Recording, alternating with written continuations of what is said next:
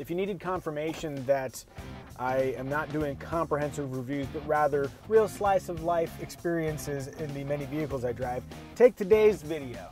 I'm driving the Lexus GX 460, a very, very capable off-roader. Nowhere off-road, instead I'm driving to Chipotle. Wish me luck.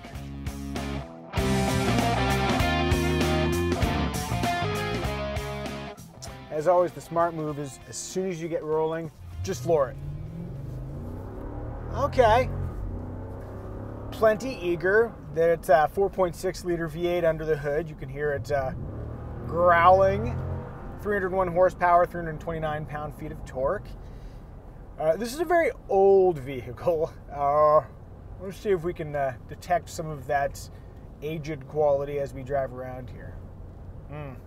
I mean, it feels very truck-like through the steering wheel, which, true enough, oh, it's gonna get so dark. Where'd the light go? The GX is one of the last body-on-frame SUVs, so it's got a hardy, rugged quality. Torsen limited slip differential for the center diff. If I was driving over real rocks or through serious mud, this would be a great ride. But then, if you think about it, what do most people do with their luxury SUVs? How many people have you seen bashing around through the wilderness in their Lexus GX? And I'm sure if you have, you will leave a comment in the comment section letting me know that that's definitely a thing that people do all the time. Sure. But realistically, most people drive their luxury SUVs around suburban environments. Right behind an Acura TL and an even slower school bus in front of it. You know, soul-sucking commuting kind of stuff. The GX has been sold in this generation since about 2009. I guess exactly 2009 would be the right year. So it's a decade old. They've updated the styling a little bit, but yeah, this is not modern transportation. You can tell if you look at the fuel economy numbers. Oh, it's dark again. Fuel economy is 15 city and 18 highway. Nothing to write home about. As I'm sitting here in this bridge-covered stoplight area, I'm going to notice a couple things, including the fact that the engine does not automatically stop. And I'm getting so used to the engine start-stop systems on modern vehicles that I almost don't mind them anymore. You can still feel them judder when they come alive, but this isn't doing that. There's also some switches down here, these plastic toggles, so you can adjust your crawl control speed and go from 4 high, 4 low, right over here. Oh, it's a toggle for sport and comfort modes for the suspension. Okay, let's try comfort, toggle back. And to be clear, it's actually flip the toggle back. Okay, we're in comfort mode. Let's see how comfortable it is.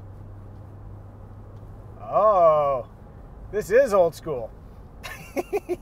So the first thing that happens when you turn the steering wheel is that the body goes, Let's make a right lane change, a slightly aggressive right lane change, which is perfectly clear, and oh yeah. You might recall a few years ago that the Lexus GX got into a little bit of, there was a little controversy surrounding it because it would do some snap oversteer off throttle, which could potentially put you in a rollover situation. So Lexus had to rework the stability control settings just a little bit. With that in mind, abrupt lane changes like the one back there, not a great idea. I will point out, though, going over those bumps, very comfortable ride. Floaty, almost old school American. You know, like when you watch like a movie from the 70s and like a Lincoln will pull into frame, and when it's braking, it's like, and then it sort of settles. It's a little like that. Let's try sport mode. Toggle forward, toggle forward.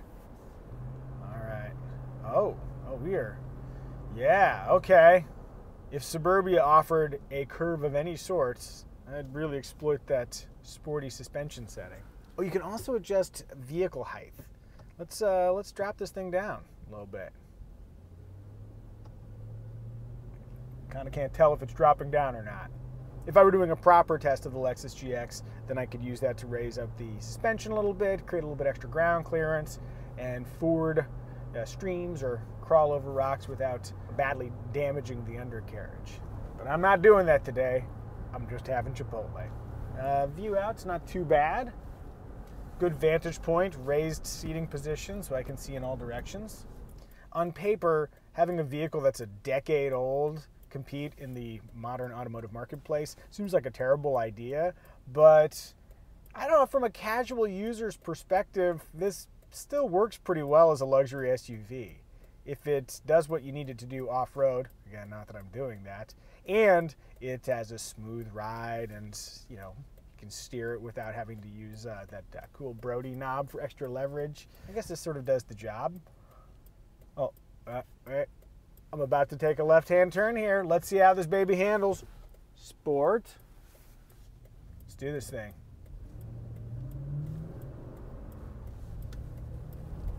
Ugh.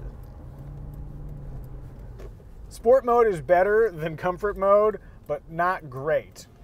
This is the kind of SUV you want to drive in a straight line.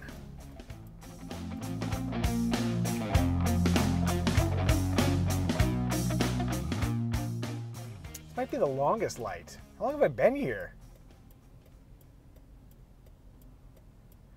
I think this is just my life now. I'm just going to start a new life here at the light. Yeah, the days before the light. It seems like a dream. Just feels like I've always been here in the Lexus GX. Ooh, mistake. Feels like I've always been here in the Lexus GX. Just living out my days. Oh, okay, there we go. Sporty-ish. One last test before I breeze in for lunchtime. Kind of a slow ratio, so you're gonna have to do a lot of steering wheel turning to point this thing in the direction you want, but let's see how it parks. Concrete pillar, BMW 340i. Let's squeeze between them. No scraping sound, that's good. Let's back this thing in, see how it... Whoa. This might be the lowest res backup camera I've encountered in years. It looks like when they're trying to make something look like it's 80s, and then they just put kind of a digital filter over it that pixelates it. That's what that looks like. Also, it's got these goofy little like flags on either side you can activate. I don't know what they're for, but they look so cheap. This looks like they pulled some graphics out of Excitebike. Yeah, let's put that in park so I don't have to look at that anymore. Oh, double it. And the microphone is coming with the seatbelts. Didn't think that went through.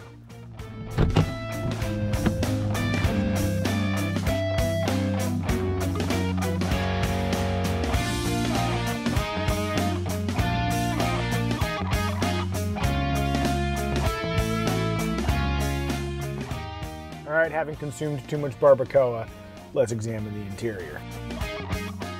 I will say that Lexus and Toyota have always done a great job in making seats that are pressure point free. I feel like I just kind of gel with the seat here. Oh, right. Adjustable lumbar support. Oh, that's nice, yeah. Very comfy. All right, as I'm touching around here, there's adequate levels of softness. I will say from a stylistic standpoint, it's just not the most contemporary SUV I've experienced, which might be partially explained by the fact that it is a decade old. I will say Toyota/Lexus do a good job of adding big fonts. If you have vision issues, the dash is easy to see. There's no ambiguity. Yes, that is the audio button. Oh, is that the nav? Yeah, it is the nav. Granted, when you press the nav button, you'll have to endure a fairly low-tech nav solution, but... Oh, you know what? That reminds me. Let's see if the Lexus GX has Apple CarPlay. I'm guessing it doesn't. This is hard to do with one hand holding a camera. All right. Plugged in, charging. Oh, wait, nope, no Apple CarPlay. Guess we're gonna have to use this embedded nav solution. So the front seat is very comfortable. Let's see how we fit one row back. And if you don't know, the Lexus GX is a 3-row SUV. So here in the second row, very dark. Very comfortable seat. Again, a Lexus specialty. Let's see if I can recline. Oh, I really can recline. That's a pretty good angle. Is there a slide function? There is a slide function. Oh, nice. So if I was the kind of guy who wanted to be diplomatic with third row passengers, I could slide up a little bit and make a little room for them. I'm not that guy. No. Okay. Not a monster. I probably slide up a little bit. Getting a little bit harder as we move back. Scratchy, scratchy. I like these vents facing at my face. It's just not a Micah Muzio video without a little redundant language. Oh, and then look, you got this. Check it out. We have an armrest that adjusts height. Dude, a little higher. A little higher would be comfortable. It could be higher. Too high. Do it again. Noticing a lack of cup holders. Oh, wait. Look. Right down here, you got these ripped from a Southwest Airlines knockoff flip up, flip out cup holder solution. Let's just grab this bad boy. I don't know why a cup holder would need to be fancier than that if it's functional, and yet I kind of wish it was a little bit fancier. This is where I earn my hazard pay. I'm going to squeeze into the back row. Oh! Take note, that second row flips forward with great force, and it might hit your camera if you're not careful. Pro tip, this flips the seat forward like that. I guess I'll have to put that headrest down a little bit to make it flop all the way south. Oh, or maybe slide it down just a bit. There we go. But if you want to get in the back, this is the play. Let's see what happens. Okay. Step. Awkward step. Oh, wait, sorry, wrong. Okay. My head is touching the headliner. I wouldn't mind a little more recline, but this is temporarily workable. The Lexus GX's third row is definitely in the people you hate or children you hate category. I think this is the lever right here. Nope. And if it's not that, is there a chance the only release to get out of here is on the side of the seat? Oh, wait. There's a little switch here. Oh, wait, that switch adjusts the seat back angle. So that's all the way back. And then for some reason, if you wanted to cram yourself into this super uncomfortable position, you could. You're gonna have to do this the old-fashioned way. Wait, what? Well, so now it worked. So I bet a light pull. Nope. It's a lever. It shouldn't be this hard. For having a single function where all you do is pull it, it's bizarre that sometimes it'll flip forward and sometimes it'll slide forward. It's like the second row is run by a random number generator. Oh good, I got a 7. It'll flip down now. Pull, slide, pull, flip. You are a tricky little lever, aren't you? Is it just going one then the other? Nope. I think I might have the system. Hard pull, it'll slide. Soft pull, it'll flip. Slide. Figured it out. I'm an automotive expert. Took me like 5 minutes, but I can now get out of the third row. Oh, and look.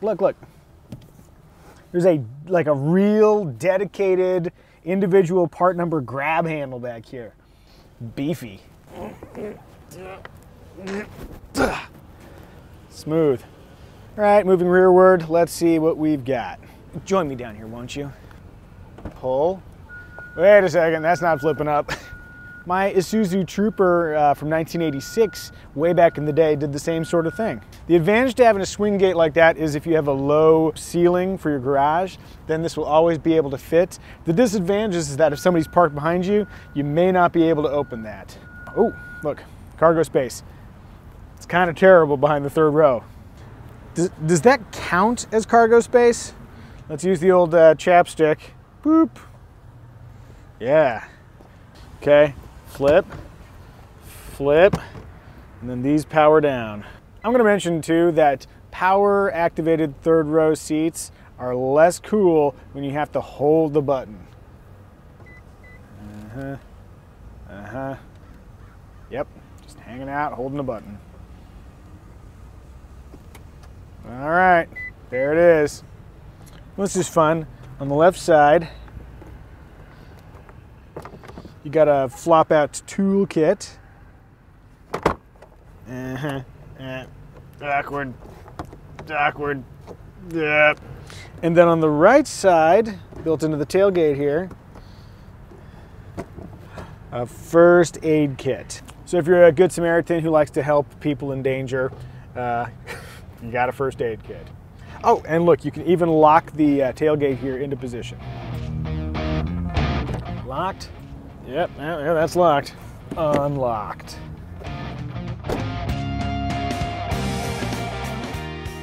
All right, to encapsulate the Lexus GX 460's essence in just a couple of words, it's very old, but still kind of cool, kind of like Ernest Borgnine. I'm gonna dub the GX Borgnine chic.